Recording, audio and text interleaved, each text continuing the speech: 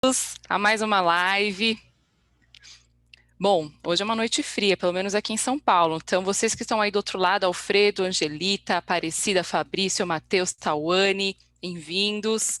Como que estão aí do outro lado? A gente quer saber como que vocês estão. Tá muito frio aí? Quais são as expectativas de vocês para a live de hoje? Bom, vou me apresentar enquanto vocês escrevem aí pelo chat. Eu sou a Camila Nogueira, aqui do Instituto Febraban. Vou acompanhar vocês na live sobre mediação e design thinking. Hoje nós temos convidados especiais, então aproveitem, preparem suas melhores perguntas, porque vamos começar. Bom, as perguntas deverão ser direcionadas pelo chat, então vocês podem enviar por aqui. E ao término, mais para o final da nossa conversa, do nosso bate-papo aqui com os especialistas, nós vamos direcionar as perguntas de vocês.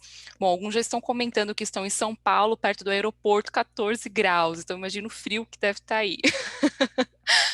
Matheus também comentando que está muito frio. Bom, se vocês puderem já adiantar aqui no chat também quais são as expectativas que vocês têm em relação à live de hoje, eu já começo apresentando os nossos especialistas convidados. Érico Fernando de Oliveira, designer e produtor gráfico, mestre em comunicação e semiótica pela PUC, São Paulo. Também convido aqui para o nosso bate-papo o professor Dr. Luiz Fernando Araújo, mestre em ciências da comunicação, doutor em educação, arte e história da cultura. Convido também Elisa Penha Munhoz, Elisângela Penha Munhoz, idealizadora da live aqui conosco, mediadora de conflitos, advogada, professora e consultora. Muito bem-vindos. A live foi preparada especialmente, né, Elisa? Então, vou deixar aqui para você fazer essa introdução, já começar com algumas perguntas aqui para o Érico e para o Luiz. Estamos aqui no chat, então vocês que estão do outro lado, aproveitem para enviar suas perguntas. Boa live a todos. Camila, muito obrigada pelo acolhimento, pela abertura, eu te agradeço demais o apoio. Eu agradeço também em especial o Renato e o Alex estão aqui conosco. E, sem dúvida alguma, eu quero também agradecer as pessoas que estão participando, primeiro online aqui com a gente, já estou recebendo aqui as mensagens no chat. Que legal, bem-vindos, que delícia poder recebê-los aqui.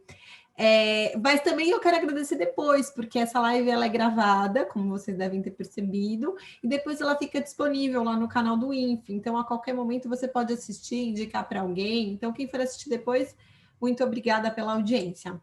E hoje é um dia muito especial para mim, uma noite muito especial para mim, Elisângela, né?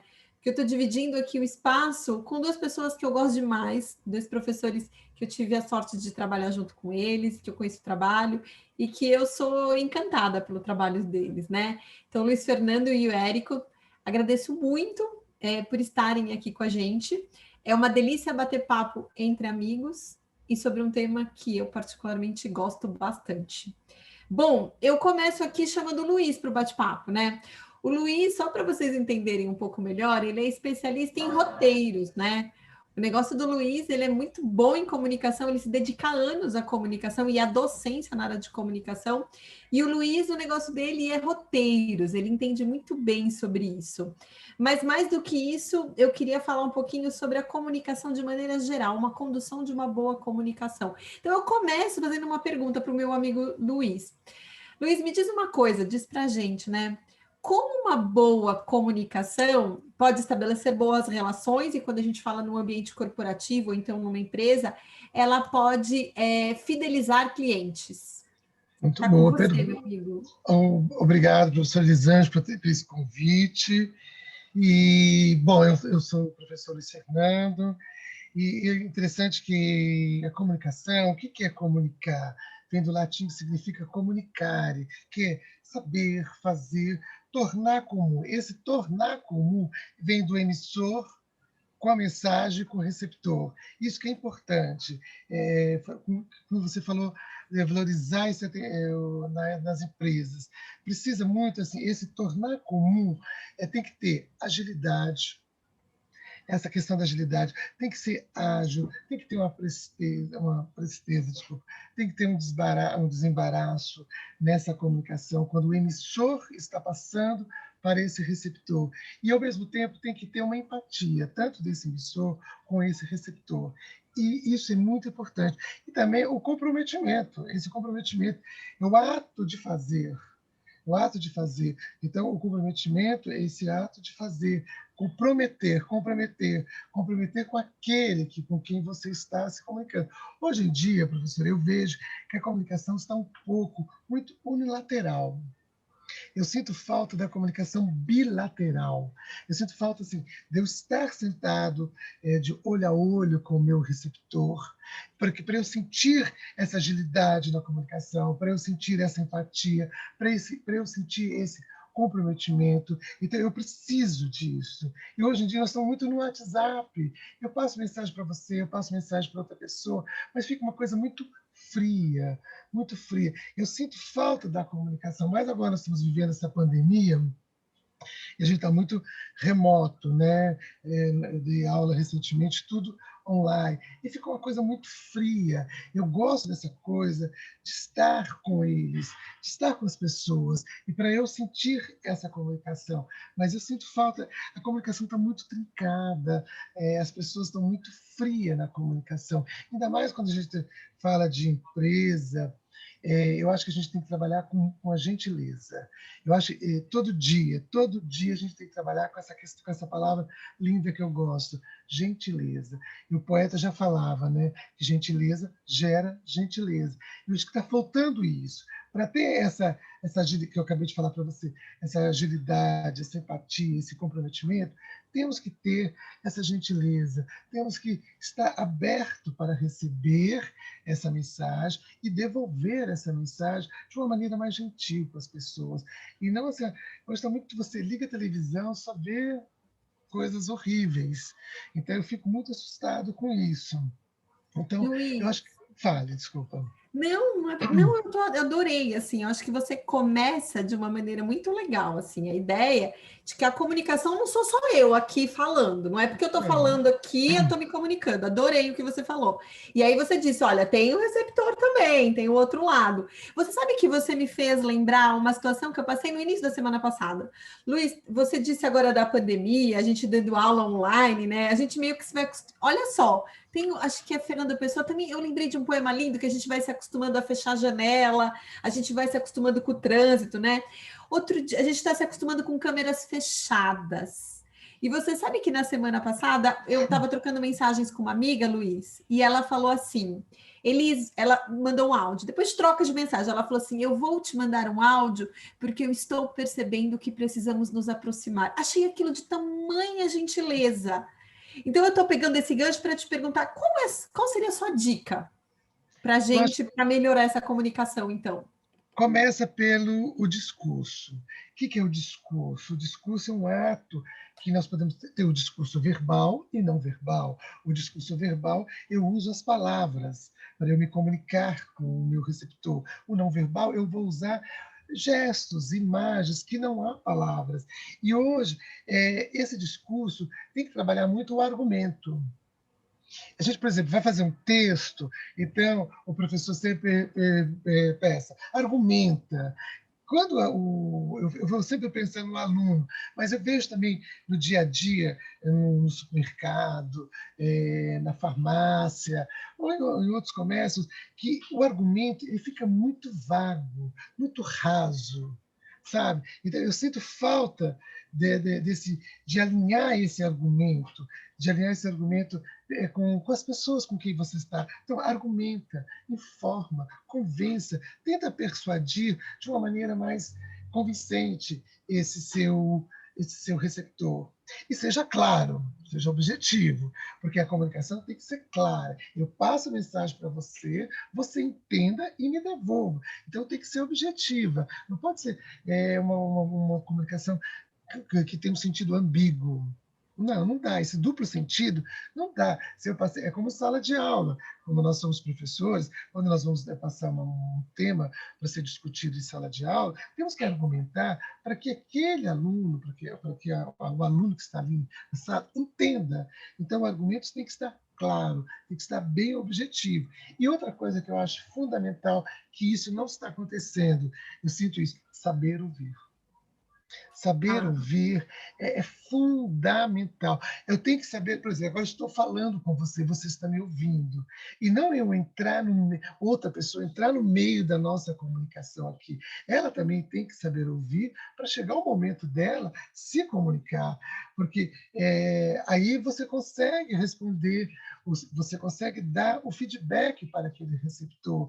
Porque hoje em dia ninguém está conseguindo ouvir. Todo mundo quer falar tudo de uma vez só. Não dá, não dá. É assustador. Eu fico um pouco preocupado com esse saber ouvir. Uma vez eu participei de um curso e a professora estava falando, a gente tem que saber ouvir. E a gente não tem essa técnica de saber ouvir. A gente já vai gritando, a gente já vai falando alto, a gente não vai respeitando a vez do outro falar. Eu acho que esse saber ouvir, a gente tem que ouvir, tem que entrar dentro da gente para a gente entender, olha o que ela está falando, o que ela quer dizer com aquilo. A mesma coisa a gente vai, se eu trabalhasse um atendimento, eu tinha que ouvir o meu cliente. Qual é a dúvida dele? Então, eu tenho que ouvir direitinho, eu tenho que entrar alinhar esse discurso dele para ver se realmente o meu discurso está sendo chegando a ele, se ele realmente está entendendo, e quero ver se a minha comunicação entre mim e ele está sendo clara e objetiva para que eu possa dar uma resposta coerente para ele e não deixar ele vago, vazio naquela resposta. Não sei se eu fui ai, que claro aí. bom. Luiz, adorei. Outro ponto super importante, a ideia do ciclo, né? Então, de novo, para todo falante tem um ouvinte, Sim, né? E aí esse ciclo que vai e volta. E eu vou pescar uma palavra sua. Eu peço licença para pescar uma tudo palavra bem. sua. E eu queria que você ajudasse a gente a entender um pouco melhor. O feedback. E aí eu vou lembrar desses movimentos. A comunicação é cíclica, né? Essa troca, né? Então, qual é a importância? A gente pode falar do feedback tanto para as relações humanas quanto para o atendimento, né? Já que a gente também pode pensar no atendimento aqui. Qual é a importância, então, do Olha, a feedback? importância do feedback, ela é fundamental, porque ela pode ser positiva e negativa. Aquela assim, a resposta que você vai dar para o seu emissor. O emissor passou a mensagem para o seu receptor, e o receptor vai devolver. E vai devolver de uma maneira assim, que eu gosto muito de falar, é retroalimentação. O que é retroalimentação? Eu vou colocar outros conteúdos para aquela comunicação, para que ela seja positiva. Então, que essa resposta seja franca, que essa resposta seja sincera, eu vou alinhar a minha comunicação perante aquilo que o meu emissor passou. As dificuldades que nós temos muito com feedback é que as pessoas não entendem o que o outro está falando e já quer dar imediatamente uma resposta, sem pensar. Eu acho assim, pensa primeiro, não fique nervoso, naquele momento do nervoso, respire. Vamos entrar na meditação, como o budismo fala. Respire, depois você vai dar a resposta. Tá certo que a gente lida com todo tipo de gente, é ser humano, mas eu acho que se você alinhar essa comunicação com ele e fazer com que ele venha para você nervoso, ele venha para você gritando, e você alinhando, esse processo, essa expectativa vai diminuindo nele e ele vai se acalmando, aí você vai conseguir dar essa resposta para ele. Hoje em dia o feedback está complicado, as pessoas querem respostas imediatas, imediatas. Eu vejo assim, eu acho o feedback, eu analiso nas avaliações que eu faço muitas avaliações formativas com os alunos, e o feedback, então eu tenho muitas respostas positivas, não feedbacks negativos. E porque o aluno entendeu, ele soube ouvir. Por exemplo, você no começo falou que sou professor de roteiro. Eu sou professor de roteiro, roteiro para cinema, roteiro para televisão e para animação. Então, o feedback é quando eu entrego para aquele aluno a correção, mesmo que tenha alguns errinhos de sintaxe, de concordância, de regência, não tem problema. O problema, o que eu foco mesmo da correção é a ideia. Se aquela ideia está perfeita, se ele conseguiu dizer para mim que aquela história está clara, está objetiva, que aquele personagem viajou bem ali naquela construção dele, então ele tem uma resposta, então ele tem uma resposta positiva. Então, e eu acho o momento da correção muito interessante porque eu fico junto ao lado ao lado do aluno, e eu automaticamente eu vou lendo junto com ele, e ele vai entendendo esse feedback. E no final ele fala, obrigado, professor, esses errinhos que eu tive, agora ficou claro, ficou interessante, eu vou voltar, eu vou escrever, e vou te devolver a história toda pronta. Isso na minha aula de roteiro, que eu acho isso positivo, que eu faço com eles, porque eu trabalho muito com essa coisa da gentileza. Eu sou muito da gentileza. Não, o pode aluno vir gritando comigo, eu vou devolver para ele, ele pode vir gritando e trazendo uma pedra, eu vou devolver para ele uma rosa. Sabe? Então eu vejo que no dia a dia as pessoas, eu vejo na rua, por exemplo, eu passo na rua, eu falo bom dia, boa tarde, boa noite. Elas não falam. Elas não falam. Eu fico puto da vida com isso. Porque eu falei, bom dia, como vai? Hoje mesmo de manhã eu tive que sair, estavam duas senhoras vindo da caminhada delas, eu falei, bom dia, como vão, meninos? Elas não me responderam, eu fiquei indignado. Falei, gente, qual o problema delas? Se elas estão com problema, elas têm que amenizar isso e devolver para mim, bom dia, tudo bem, mas as pessoas não têm. Então, esse feedback, hoje em dia, está muito negativo. Vem um feedback muito negativo, vem para derrubar o emissor. É isso que eu não gosto, a cachorra que está latindo. Luiz, e eu que convivo com você, eu que te conheço há tanto Sim, tempo. muito tempo. Isso, esse um bom dia, uma boa tarde, uma boa noite. E por que você não me deu um bom dia? É exatamente isso, né? Isso. Eu acho que a comunicação é um processo de construção, né? De estabelecimento de relações. E aí eu preciso olhar para você, falar com você. Adorei, adorei. Olha, eu estava lendo, antes de terminar aqui, eu estava lendo um texto do Paulo Mendes Campo, que eu achei belíssimo, chama O Amor Acaba. Então, as pessoas têm que ler este texto do Paulo Mendes Campo. Olha, o amor acaba. E ele dá uma diferença, como é o amor no Rio, como é o amor em São Paulo, como é o amor em Belo Horizonte. E ele fala que ele acaba numa esquina, ele acaba no domingo, ele acaba no trânsito, ele acaba em Londres, ele acaba em Paris. Por quê? Porque as pessoas não se comunicam. Elas são muito egoístas, elas exigem do outro aquilo que elas querem receber, e elas não sabem ouvir. O fundamental de tudo isso, como você lá começa, da comunicação fideliza, eu acho que fideliza é o ato de saber ouvir. Quando você sabe ouvir, você sabe dar um bom feedback para o seu emissor, para o seu receptor. Uau! Adorei isso, muito obrigada, querido, muito obrigada Imagina, mesmo. eu que agradeço. Agora a gente vai dar um pulo, assim, né? Vou trazer para a nossa conversa aqui uma pessoa também muito querida, Érico. O Érico também é da comunicação, mas ele vai trazer uma outra face para a gente da comunicação. O Érico vem de uma outra janela, que abre uma janela para nós, né? Érico, para te trazer para essa conversa aqui de comunicação, a minha pergunta para você, meu amigo, é o seguinte: como o processo de design thinking, olha só a ideia, né? Pode ajudar no relacionamento, e eu quero depois aproveitar isso na mediação de conflitos. Explica para a gente um pouco melhor, Érico, esse tema que para a gente é um pouco diferente. Bom, primeiro eu queria cumprimentar todos, agradecer o convite, né? E a palavra design thinking, embora não seja um conceito novo, haja visto que ele data aí da década de 70, né?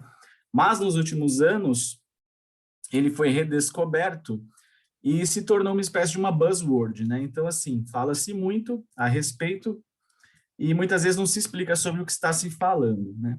Então, o conceito de design thinking, a gente pode traduzir ele bastante literalmente, né? Que é uma coisa que até eu gosto muito na língua inglesa por isso, né? Eles são muito literais, não tem muito floreio. Então, design thinking significa o quê? Pensar como um designer pensa, né? E, recentemente, outros departamentos, outras áreas estão descobrindo, né, quais são as vantagens de aprender a pensar como um designer aprende a pensar, né? A gente aprende a pensar assim na escola, né, nas escolas de design, enfim, desde técnicas até universidades. Bom, então, como que um designer pensa? A primeira coisa que a gente vai aprender é sair de uma posição de protagonismo durante um processo, né? Normalmente, quando alguém procura um designer, é porque ela precisa resolver algum problema, alguma questão, né? Então, já é uma questão. Nós somos um solucionador de problemas, né? Ninguém procura a gente quando está tudo bem, né? Está tudo certo.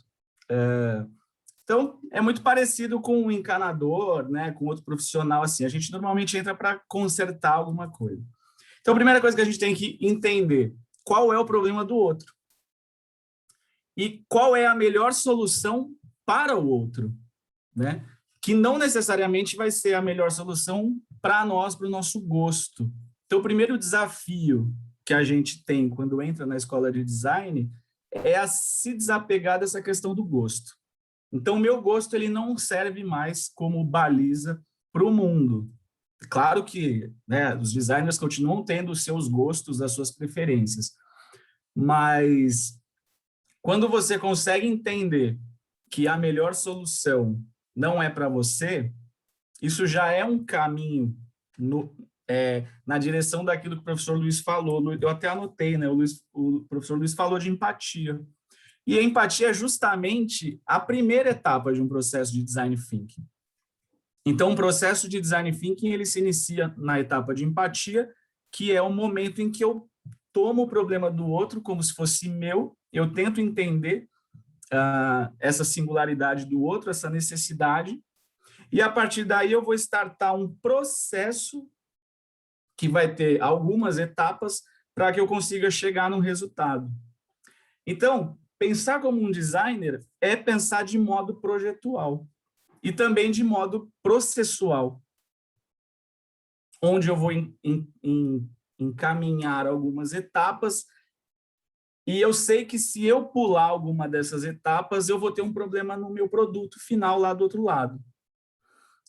Então, os designers, eles, desde o começo do surgimento das primeiras escolas de design, eles aprendem a pensar dessa forma, né? E eu acho que a grande coisa, assim, para o momento que a gente vive, é que outras profissões, outras áreas estão aprendendo as vantagens de pensar dessa maneira.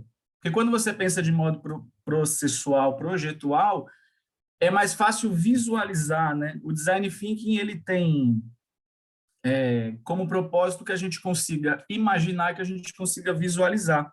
E olha que interessante, o professor Luiz falou da comunicação, falou que além de falar, a gente precisa se comunicar através de gestos, através de imagens. Então, acho que o grande ganho para outras áreas é justamente conseguir visualizar. O processo de design thinking ajuda muito. O designer é alguém que pensa de forma muito visual, né? A gente consegue, mesmo sem ter um produto materializado, imaginar como ele vai ficar. E essa é uma dificuldade que a gente sente no trato com o outro que não é da área, porque às vezes o outro não consegue imaginar o que a gente está imaginando.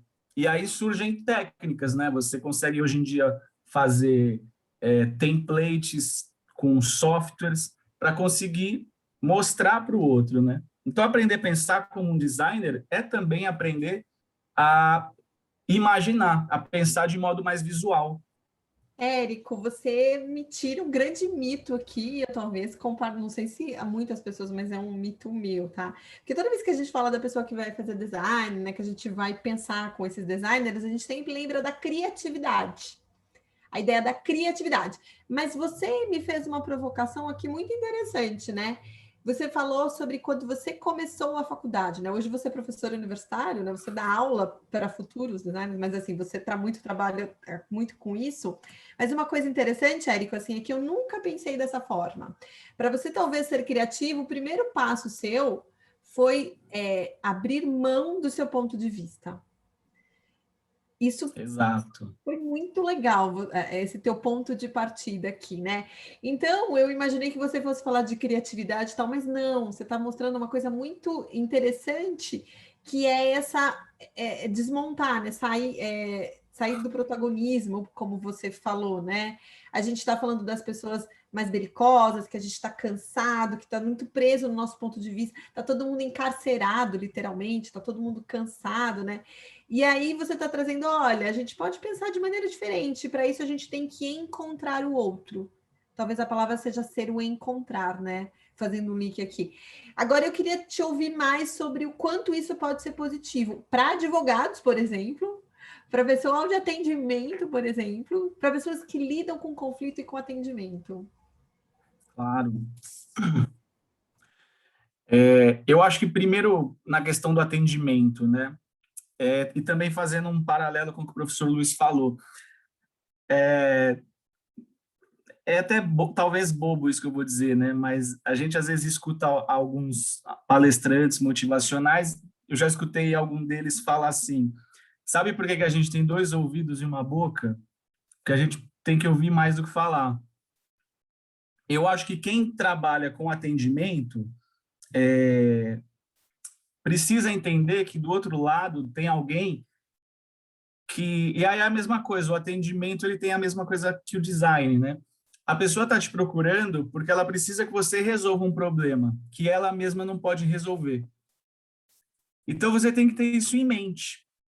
Se você consegue ter isso em mente, eu acho que automaticamente você já consegue, talvez, ouvir o outro melhor. E aí acalmar o outro, que é o que o professor Luiz também disse, né? Eu acho que, às vezes, só de o outro se sentir acolhido, entender que do outro lado tem alguém que está prestando atenção, está tentando entender o problema dele, essa pessoa já se acalma, ela já se sente melhor. Talvez ela nem consiga, ou até talvez nem seja da sua alçada, resolver o problema dela corretamente, completamente. Mas você vai conseguir direcionar, você vai conseguir encaminhar, né? Eu acho que em todas as áreas isso traz uma dimensão humana para o trabalho, né? É uma coisa que eu gosto muito de falar para os meus alunos, né? Por quê? Porque a gente escuta muito falarem do mercado. O mercado isso, o mercado aquilo. O mercado quer um profissional assim. O mercado quer que as coisas funcionem assado. Mas quem é o mercado? Fica parecendo que o mercado é uma entidade etérea. E o mercado não, ele é formado por pessoas, né? São pessoas que estão reproduzindo condutas, que estão reproduzindo comportamentos. Isso é uma coisa que eu consigo perceber com o passar do tempo, até comigo, na hora de, por exemplo, converter clientes. Quando você explica para o cliente o que você vai fazer e por que etapas o teu processo vai passar, né? Porque você falou uma coisa interessante, você falou assim, eu imaginava a questão da criatividade. A gente sofre com esse mito da criatividade na minha área, porque todo mundo acha que a gente é criativo e que a gente é genial, que a gente está olhando para cima e, de repente, tem uma grande ideia. E a verdade é que a criatividade ela é fruto de muito trabalho, de muita pesquisa. E se eu não consigo entender o outro, e até no meu caso, por exemplo, eu não preciso só entender o cliente, eu preciso entender o público do meu cliente. Se eu não consigo entender esse público, provavelmente eu vou propor uma solução que não é a ideal. E a gente tem algumas estatísticas que elas são assim, de cair o queixo, por exemplo. Tem um autor que eu trabalho, que é o Martin Lindstrom, e ele dá umas estatísticas de que a cada 10 produtos que são lançados no mercado norte-americano, 8 fracassam em até 3 meses. Então, quer dizer, quem já trabalhou com desenvolvimento de produtos sabe que tem produtos que demoram meses, demoram até anos para serem lançados. Existe um investimento enorme. E você vê um investimento de 2 anos fracassar em 3 meses, quer dizer, em algum lugar, alguma coisa falhou. A comunicação falhou. Alguém não foi capaz de entender o que se esperava. Então, tem vários casos de produtos, né, que não deram certo porque estavam mal programados, quer dizer, não encontraram do outro lado da ponte alguém que tivesse interesse neles, né? Então, acho que isso que é importante. E isso, qualquer processo, acredito que ganhe com isso. Recentemente, eu tive até o caso de um cliente que me procurou por causa de uma identidade visual. E aí a gente conversou bastante, ele foi me explicando tudo que ele queria fazer, qual que era o intuito dele com aquela iniciativa. E aí, quando eu apresentei os primeiros esboços para ele, né? Ele falou para mim assim, ele achou estranho, porque ele achou que o desenho que eu fiz era muito parecido com a rubrica que ele adotava, sendo que ele nunca me mostrou essa rubrica. E aí eu expliquei, e ele ficou assim, até com uma coisa, né, meio, vem aquelas coisas mitológicas, né? Né, como é que você, né? Não sou médium. Acontece que a gente conversou muito, teve muita pesquisa, você me explicou muito o que você queria. E eu entendi que o que você queria era uma coisa personalizada. Então, o que é mais personalizado do que a assinatura de alguém? E eu peguei as iniciais dele e desenhei em software, né? Essa rubrica. E aí depois me mostrou a dele. Ele tirou a foto e falou, olha como está parecido. Eu falei, pois é, mas isso é resultado do processo, né? Não é resultado de um arroubo, né? Não, teve um processo, esse processo foi de pesquisa, pesquisar o que ele queria, pesquisar o que outros profissionais na área dele faziam, e aquele resultado convergiu para o que ele imaginava, e nem ele sabia, né? Talvez se ele tivesse dito desde o começo, olha, eu vou te mandar a minha rubrica e você vetoriza para ficar uma assinatura no computador, poderia ter sido mais fácil, mais barato, mas nem ele sabia que era aquilo que ele queria. Enfim, esse é só um exemplo, né? Adorei esse exemplo. Eu acho que você começou e fechou, talvez, Érico, exatamente no mesmo ponto, né? Do deslocar-se. Eu gosto muito da palavra alteridade, né? A gente sair da nossa perspectiva para a perspectiva do outro. Nossa, amei o exemplo. Muito obrigada. E a gente convive muito, Érico. É muito interessante ouvir você falar também. Acho muito casado, porque eu vejo isso em você, vejo isso na sua condução profissional. Puxa, que legal. Agora, eu acho que, por incrível que pareça, somos três pessoas que, de alguma maneira, estamos na área da comunicação, mas em caminhos tão diferentes, né? E eu acho que era minha intenção aqui com esses convites, e eu acho que foi muito legal, foi a gente encontrar esse ponto de encontro mesmo, sabe? Onde que é esse ponto de encontro de todos nós, né? E a gente chegou ao ponto de encontro achar o outro. Não sei se foi isso, né? O Luiz falou muito da gentileza, do encontrar este outro pela gentileza. Você falou do encontrar este outro pelo meu desprendimento do que é meu. Sim. Não sei se o Luiz concorda, você concorda? Assim, que interessante, adorei, muito legal, né? Agora, eu acho que eu preciso trazer isso, e aí o Érico falou do mito, né, do design, que é o criativo. Uau, ele tem um one punch, chega numa resposta. Agora, eu também tenho os mitos, né? Eu, como advogada, que embora vá para a comunicação, mas minha essência é a advocacia, é o meu trabalho no dia a dia, o meu atendimento é para os problemas jurídicos das pessoas, né? As pessoas também têm um mito com relação ao advogado, né? Da mesma forma, né?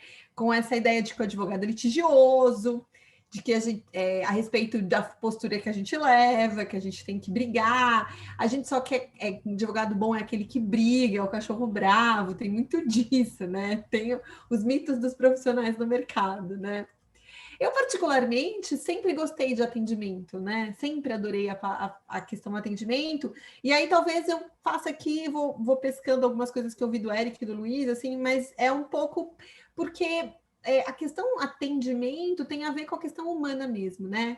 Então, de que adianta você ter um mega produto, uma ótima ideia, se as pessoas não são bem atendidas, ou quando elas têm um problema, elas vão precisar pedir ajuda para um juiz, né? Porque elas não conseguem resolver os seus próprios problemas, né? Eu acho que esse é um grande aspecto importante, né? Então, para mim, essa questão de fator humano também sempre fez a diferença. E aí, dentro da advocacia, dentro do mundo jurídico, eu fui encontrar o meu espaço, que é o espaço da mediação e da conciliação, né? Mas para a gente ter, eu acho que a intenção da construção dessa live, o tema dessa live, né? Eu não posso passar ao largo de uma questão que a gente está vivendo, né? Então, assim, por mais que eu fale que estamos vivendo num momento pandêmico, todo mundo está falando isso, tal, as pessoas estão mais chateadas, a gente está com mais dificuldade, a gente está tentando se adaptar ao mundo à distância, virtual, tal. Mas, na verdade, vamos dizer, né? Antes ou durante ou depois da pandemia, quem é que não teve, não está tendo ou não terá um problema e vai precisar de alguém. Essa é a verdade, vai precisar de alguém. E você vai procurar um profissional para resolver esse seu problema, né? Agora, quando eu trago para a questão da mediação, é a gente enxergar outras possibilidades para tentarmos resolver os nossos problemas.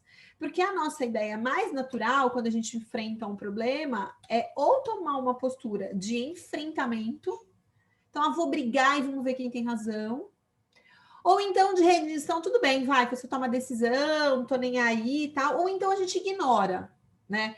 Em linhas gerais, quando a gente está diante de um problema com outra pessoa, a gente tem uma dessas três posições, né? E nós somos seres sociais, nós vivemos em sociedade, então estar com o outro é uma necessidade nossa. Mas esse estar com o outro, em linhas gerais, ele é conflituoso e sempre será conflituoso. Porque a gente tem expectativas diferentes da vida, objetivos diferentes, a gente está em times diferentes, a gente tem histórias diferentes, valores diferentes, ponto de vista diferentes. Então, assim, é óbvio que eu vou encontrar pessoas que pensam diferente de mim. Aliás, essa possibilidade é a maior das possibilidades. Eu sempre conto aqui, e eu tenho uma irmã que foi criada comigo desde pequenininha, a gente estudou na mesma escola, tivemos a mesma educação, convivemos com os mesmos amigos, tomamos decisões diferentes, seguimos vidas diferentes, né? Então, isso está dentro da nossa casa. Papai e mamãe tiveram expectativas, me ensinaram um monte de coisa, chegou uma hora que falou, olha, não é bem por aí que eu quero ir por ali. Então, dentro de casa já existe essa diferença, né? O grande ponto é que a gente pode, ao invés de ir para o embate, para ver quem tem razão e pedir para o juiz para dizer quem tem razão, a gente pode parar, respirar e falar assim, peraí, eu posso tentar de uma outra maneira. E aí entram outras ferramentas para tentarmos solucionar os nossos problemas. Atualmente a gente fala em meios adequados de solução de conflito, né? Então a gente pode usar meios mais adequados. Cada tipo de conflito requer um meio mais adequado. Então, eu tenho o maior exemplo, todo mundo conhece, é a mediação de conflitos. É um tema que eu adoro, eu acabo falando muito, todo mundo, quem me conhece, sabe, a mediação de conflitos. Mas existem outras formas, tá? Tem a conciliação, tem a arbitragem, tem a própria negociação, né? A negociação é uma grande ferramenta de composição de conflitos. Esse é o ponto, né? Então, é a gente usar a ferramenta certa para tentar solucionar o seu conflito. Quando eu falo de mediação, a mediação especificamente, ela por si só, enquanto uma ferramenta para tentar ajudar as pessoas a resolverem seus conflitos, ela pode ser abordada de diversas formas, tá? Existem várias escolas no mundo, aqui a gente já citou alguns autores, eu nem vou trazer outros autores, mas a gente vai dizer que existem várias correntes. Eu, Elisângela, adoto a corrente que se baseia na comunicação. E a gente tem uma lei no Brasil, que é a lei de comunicação, e a lei brasileira também usa o embasamento na comunicação para falar de mediação ou para propor a mediação. E por quê, né, gente? Porque basicamente as relações humanas são fundadas na comunicação. Só que essa comunicação, ela é confusa, ela é complexa. O Luiz começou essa noite falando o quanto ela é complexa. A gente tem quem fala, quem ouve, a gente tem os ruídos, tem a forma de se comunicar, cada um tem um jeito, uma linguagem, a gente pode usar uma linguagem mais rebuscada, a gente pode usar gírias, e isso às vezes, a gente como professores dentro da sala de aula, às vezes eu não entendo a gíria, e eu pergunto para o aluno, escuta, mas que gíria é essa? Me ajuda, porque eu não entendi o que você falou. Então, a gente tem vários ruídos. Eu acho que um dos maiores ruídos da comunicação que nós podemos falar hoje, eu acho, que pode ser sobre um pouco o nosso timing, digamos assim, né? Como é que a gente vai falar isso? Somos acelerados, estamos acelerados. Então, a gente está sempre com pressa, a gente está tentando resolver a gente sai de uma reunião para entrar em outra reunião, é um e-mail para responder, um WhatsApp para responder, e se você não responder o WhatsApp agora mesmo, ele estava entrando na live, trocando mensagem, tentando resolver alguma coisa, então, assim, a gente está sempre tudo para agora. E é óbvio que quando a gente está tão acelerado, a gente acaba atropelando, ou a gente deixa passar alguma coisa que é importante, um contexto, uma informação que pode ser que pode estar ali, pode estar nos ajudando, que poderia estar contribuindo, a gente acaba perdendo ela, né? Aí depois a gente continua a conversa, ou então eu falo que eu uso muito a negociação, né? E na negociação tem umas regrinhas muito interessantes, né? Que a gente precisa ser gentil com as pessoas e duro com os problemas. É assim que a gente negocia. Mas eu falo que com essa atribuição, a tribulação do dia a dia, a gente, na verdade, é muito gentil com o problema e duro com a pessoa. Agora não dá para falar, depois a gente fala sobre isso. Não é? Não dá para falar agora, vamos lá, o reunião está acabando, eu tenho que entrar em outra reunião. E agora online, então, a gente tem, cada hora é um link que a gente está entrando em reunião. Então, esse já é uma grande dificuldade. E quando os problemas sociais chegam para mim, muitas vezes o que eu percebo é isso. É que entre as partes que estão litigando, elas podem estar até falando a mesma coisa, querendo a mesma coisa, mas elas estão falando de forma diferente, linguagem diferente, elas estão em momentos diferentes, cada um leva um tempo para digerir uma informação ou outra, né? Então, eu acho que pensar em mediação, solução de problemas sociais e comunicação, usando o embasamento agora do professor Luiz e do Érico, né, tentando unir tudo isso, eu diria para vocês o seguinte: a comunicação é um comportamento, vamos partir desse princípio, é comportar-se. E o comportamento humano é intencional. Então, é assim, se eu não quisesse falar nada para você, eu estaria fechadinha, quietinha aqui em casa, tá bom? Mas como eu preciso de alguma coisa, eu vou te mandar uma mensagem, eu vou te procurar. A brincadeira do copo de água, né? A minha intenção é um copo de água. Então, eu poderia levantar agora e pegar o meu copo de água e tomar o meu gole de água. Mas eu estou tão acelerada, a minha intenção, então, é pegar um copo de água, eu vou pedir para alguém. E aí, a ideia é que ele me traga um copo de água. Então, quando a gente entende que toda vez que a gente se comunica, a gente tem a intenção de manifestar algo, acho que a gente podia pensar um pouquinho melhor sobre isso, sobre a nossa intenção. Além disso, entender que o outro precisa compreender. Será que eu fui clara com ele qual era a minha intenção? Porque também eu pego um copo d'água aí, sabe assim? Será que eu vou atingir o meu objetivo desse jeito? Como isso chega no outro? A comunicação é um processo de afetar o outro. Afetar, eu falo que não é fofo, né? Afetar é tocar este outro. O outro precisa perceber, despertar o sentido dele, para ele ir lá e me responder, pegar o copo de água, alguma coisa assim. Às vezes as pessoas não conseguem fazer isso sozinhas, elas podem contar com a ajuda de alguém. Aí o mediador aparece. Um advogado pode ser mediador, um professor pode ser mediador, um pai pode ser mediador, uma mãe pode ser mediador, um vizinho. Basta querer e estar disposto. Acho que crucial isso, né? Qualquer um pode ser mediador, qualquer um pode desenvolver habilidades mediativas, qualquer um pode agir assim, basta querer. E aí a gente vai falar de ferramentas, de técnicas. Então a gente podia falar aqui de negociação, que a gente estuda com calma. A gente pode falar sobre comunicação não violenta, uma outra ferramenta importante. A nossa comunicação é violenta, a gente é violento, sem perceber às vezes. A gente pode falar sobre aí o design thinking pode ajudar a gente, a elaboração de um bom roteiro pode ajudar a gente, entender a complexidade dessa comunicação pode ajudar a gente a quê? A sermos melhores comunicadores. Porque, aliás, nós somos comunicadores, né? De novo, eu volto para o início da minha fala. Nós somos seres sociais, e por sermos seres sociais, a gente precisa deste outro, precisa dessa troca com o outro. O ponto de atenção que eu acho que eu queria deixar aqui é que a ideia de desenvolver essas habilidades, aí a gente pode falar de soft skills, não é? Eu estou tentando ser um pouco mais como é que se diz? Mais contemporânea na minha linguagem, né? Mas desenvolver essas habilidades, basicamente, interessa a todos nós. Interessa para eu melhorar as minhas relações dentro de casa, interessa para eu atender melhor o meu cliente. Eu sempre digo que a advogada que eu sou hoje é resultado de anos de ouvidoria bancária. As pessoas que me conhecem aqui sabem que eu trabalhei muitos anos em ouvidoria bancária, trabalhei com direito do consumidor, trabalhei com tudo, mas a advogada que eu sou hoje é resultado deste atendimento ao cliente, deste conhecer, né?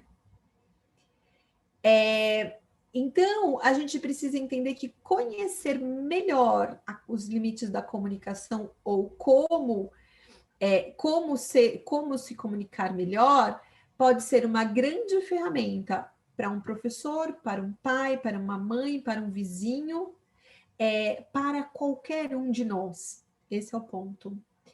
E agora, indo já mais para o final, eu acho que eu queria deixar uma provocação, que talvez seja para a gente refletir a nossa condição como seres humanos, né? Para quem comunicar melhor, né?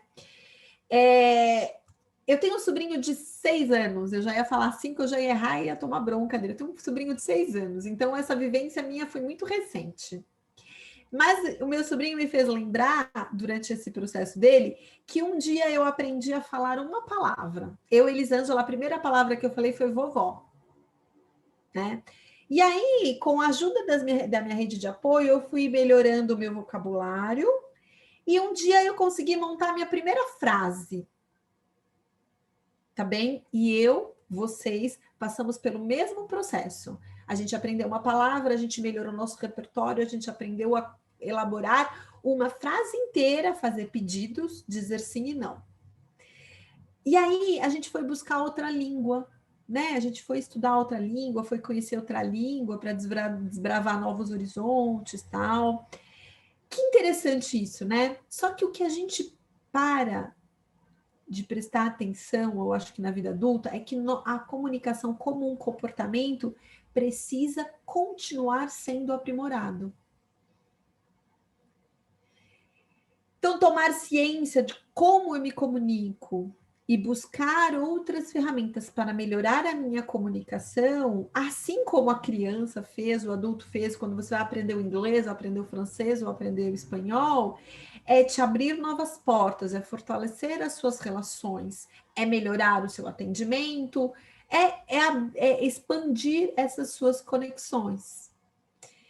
E, bom, acho que eu deixei essa provocação. Luiz e Érico, o que vocês acham dessa conexão aqui? Fez sentido? Eu estou viajando? Me ajuda. Eu vou falar, fez muito sentido. E eu estou vendo aqui uma coisa que eu vi recentemente, uma leitura que eu estou lendo sobre criança, você falou do seu sobrinho, né? E ele fala uma coisa interessante, essa professora, que conhecimento é se envolver. Você falou de línguas. Eu vou ter que fazer, eu fiz letras, então eu tinha que fazer 2 línguas, eu tinha que me envolver nessas 2 línguas. Então, conhecimento é se envolver. Então, nós, nessa live agora, nós estamos fazendo um ato de comunicação, um ato de conhecimento, e nós estamos se envolvendo. Eu acho isso muito interessante. Toda essa fala sua é muito interessante. Essa questão da mediação é muito importante. Me resgatou muito. Né? Eu, na sala de aula, você me conhece muito bem, eu sou o eterno mediador daqueles alunos, até daqueles alunos que não estão afim de nada. Então, a gente tem que trabalhar isso. E uma coisa também, que paciência significa caridade. Quando você tem paciência de ouvir aquela pessoa, de dar atenção para o mais velho, de dar atenção para o seu amigo, para o seu esposo, para a sua esposa, você está fazendo uma caridade. Né? É isso que eu acho muito interessante. E a comunicação está envolvendo tudo isso que você falou. Eu volto àquilo. Conhecimento é se envolver. A gente tem que se envolver. E as pessoas não querem se envolver. Mas para elas se conhecer, elas têm que se envolver. Isso que é bonito, essa metáfora que eu acho que é bonito na comunicação. Eu, como emissor ou como receptor, daqui a pouco eu vou ser o receptor de um outro emissor, mas eu tenho que me envolver nessa mensagem que ele está passando, eu tenho que me envolver com ele, me envolver nessa questão da comunicação, do feedback, dessa empatia que eu estou tendo com ele, que o professor falou muito bem, e do saber ouvir. Eu acho que é isso muito importante. É saber ouvir, é saber se envolver. Esse envolver que é mais interessante em toda essa comunicação. Ai, legal, Luiz. Olha, sabe, tem até um comentário aqui no chat, acho que enquanto o Érico falava, sobre ser criativo é pensar fora da caixa, né? Outro ângulo. Sim. É isso mesmo, né? E aí a gente está falando dessa vontade de deslocar-se do seu ponto, né? Porque tem que ter uma caridade, né? Uma vontade, é isso mesmo, Luiz. Érico, não sei se o Érico está por aí. Eu estou com um probleminha aqui para enxergar os vídeos. Eu caí, mas voltei, não me machuquei. Que bom! Sabe que eu, nessa fala do professor Luiz, automaticamente me lembrei de um texto que li há algum tempo, do Slavoj Žižek, que ele fala que a gente vive num momento onde as mídias, né, os meios em si, eles convidam muito a gente a participar, né? Fala-se muito sobre interatividade. Mas o Žižek, ele fala assim, a gente precisa praticar um pouco a nossa interpassividade, que é justamente esse tempo de receber uma informação e processar. Porque às vezes parece que a gente não quer ouvir, a gente só quer responder. E depois passa um tempo e a gente até fica assim, olha, sabe que pensando bem, eu não devia ter agido daquela maneira, né? Eu poderia ter, olha, isso faz algum sentido. Então, acho que essa coisa de... ele até fala, ele fala assim, a atitude filosófica que a gente deve ter diante dessas convocações é a interpassividade, é a gente entender que é preciso um tempo. E você falou um pouco disso na tua conclusão, né? Eu concordo. A gente precisa, para usar um termo que está se falando muito hoje em dia, a gente precisa normalizar, né, normatizar, poder responder depois, para não ter aquele conflito que às vezes é só aquela trocação que não leva a nada, ninguém está escutando ninguém. Não, a gente precisa normalizar assim, olha, eu recebi essa informação, eu vou pensar sobre ela. Eu faço isso no meu processo, né? Às vezes o cliente ele acha que ele me procura no dia seguinte eu vou entregar o produto. Eu falo assim, não, eu preciso de um tempo, o tempo é X, eu vou fazer uma pesquisa e aí eu vou detalhando. Por quê? Porque não adianta eu querer, o cliente acabou de me falar o que ele quer, eu já vou sentar ali no computador ou pegar papel e caneta e começar a esboçar. Não, eu preciso de um tempo para eu pensar sobre aquilo, aí eu vou olhar o que já foi feito, até para eu não correr o risco de fazer alguma coisa que já se fez, né? Que na minha área é muito comum, né? Desconfie sempre da tua primeira ideia, né? Provavelmente a tua primeira ideia é a primeira ideia de muitos. Então, isso é uma outra coisa, a gente falou muito do deslocar, né? Quando você aprende a pensar como um designer, além de você se deslocar desse ponto de protagonismo, você também tem que aprender, e acho que é uma coisa que está faltando muito para as pessoas hoje. Muitas vezes elas se apegam a uma ideia, elas se apegam a um pensamento, elas se apegam a um modo de ver o mundo, né? Até a Fátima falou, né? Tem que pensar fora da caixa, né? Esse pensar fora da caixa, assim como o design thinking, talvez também já virou uma buzzword. As pessoas não pensam muito sobre o que, afinal de contas, quer dizer pensar fora da caixa. Mas eu acho que é um pouco isso. Eu, por exemplo, com o passar do tempo, eu aprendi a me desapegar totalmente das minhas ideias, porque até para o designer isso é uma questão de sobrevivência. Porque boa parte do que a gente vai propor vai ser reprovado. Então, se você vai ficar numa bad 48 horas sem sair da cama porque aquela tua ideia não foi aprovada num brainstorm, num processo de criação, você não vai conseguir ser produtivo. Então, essa coisa de aprender a se desapegar das ideias, daquelas ideias que não se mostram promissoras ou que não deu certo, ou que alguém já pensou naquilo antes de você e você não sabia, você descobriu aquilo na pesquisa, né? Então, acho que isso é uma coisa que, claro, não é fácil aprender, né? Mas é necessário. A gente precisa aprender a se desapegar das nossas ideias. Né? Uau, uau! Bom, eu acho que assim, eu já vou caminhando para o encerramento aqui. Eu quero agradecer quem quiser deixar alguma mensagem, quer falar aqui no chat. A Camila já colocou aqui uma provocação, né? Sondagem rápida, o que vocês estão achando dessa discussão? Eu acho que o último ponto aqui, acho que para a gente poder já caminhar para o encerramento, é o seguinte: Eu acho que no atendimento, às vezes a gente tem pressa em canais como saque, ouvidoria, às vezes no canal de atendimento, o cliente ali do outro lado, tal.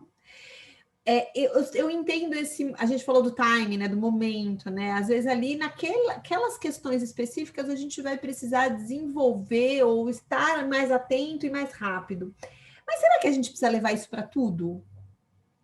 Será que a gente precisa levar essa pressão e levar esse jeito de responder as coisas para toda a nossa vida, né?